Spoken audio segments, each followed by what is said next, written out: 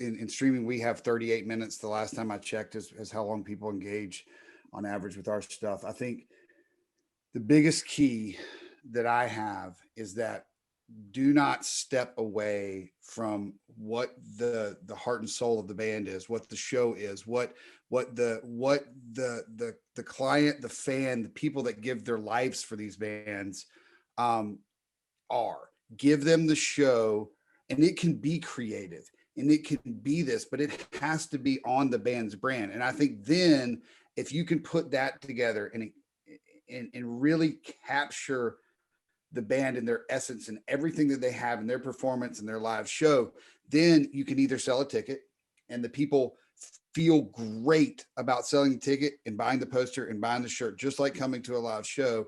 And as John said, putting a shell of Toyota or Verizon or, whoever around it, it doesn't feel like it's, getting rammed down. The products are getting rammed down their throat, or they're getting this. It has to be truly organic. You don't want Jimmy Buffett on a sound stage with a bunch of electronic. You need him in front of a palm tree. Like it has to feel that. And when that happens, people will engage and go in their backyards and put little palm trees and buy the t-shirts and wear all of these pieces of the puzzle.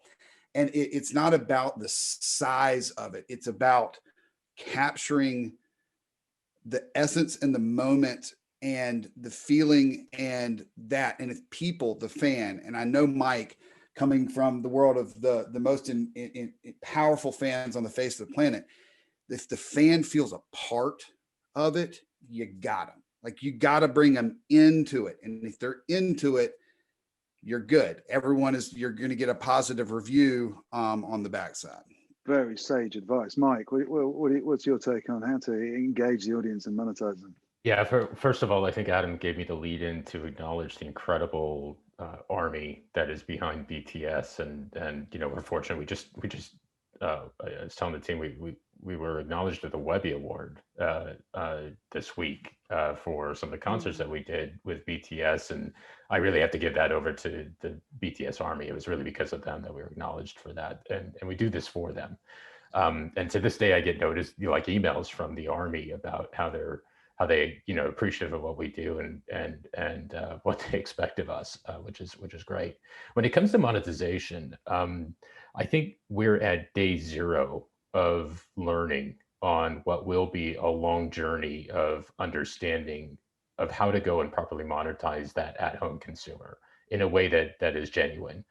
Price ticket might change for PPV, things like that. So I think we have to work on our understanding of the evolution of the market. The live in-person industry is really, well known. I go there, they sell me a ticket, to like a VIP pass. They sell me a parking spot. They sell me a Coke or a beer or a glass of wine. They sell me a T-shirt, CD, things like that. That's well defined. And in the digital world, I think there are elements of that, but then I think there are other new, really exciting opportunities. John was mentioning data. We do live behavioral data. I actually know how the audience feels at a moment in time. And when you know that, you can actually start moving into dynamic ads. Which is a really cool type of new thing that we really haven't really been thinking about, which is dynamically priced ad spots once you understand how the audience is feeling. And by the way, that varies by geography. And so different demographics feel differently at different points in time for global audiences, and you can go leverage that. And we've been studying that. The other thing is that you can still do the traditional like physical good thing, but because of digital commerce, you have more expansive opportunities. So it has to be authentic and genuine. But for example, the fashion and beauty and makeup market is one-in-one with K-pop. It doesn't have to be just a T-shirt anymore. I mean, there are some expansive lifestyle like things, or integrate the limited drops of shoe culture with respect to things that you can go in and drive in the digital world. That might be a little bit harder when you're showing up just at an arena. And then digital stickers. And I think this is something where we have to start blending markets, where we realize that in the gaming world, in the influencer world, in the digital economy, there are things like gifting and bidding and tipping and digital stickers, and those are places to go and bring things together. So I come to it with a really open mind. about where we're going to go. We have very early days in our experimentation, but I don't want to necessarily hold fast to like traditional brick and mortar type monetization methods. We should have an open mind, go experiment, be willing to fail, and we'll see how this works. But net, if the objective is make more money for the industry, we'll ultimately get to the right spot.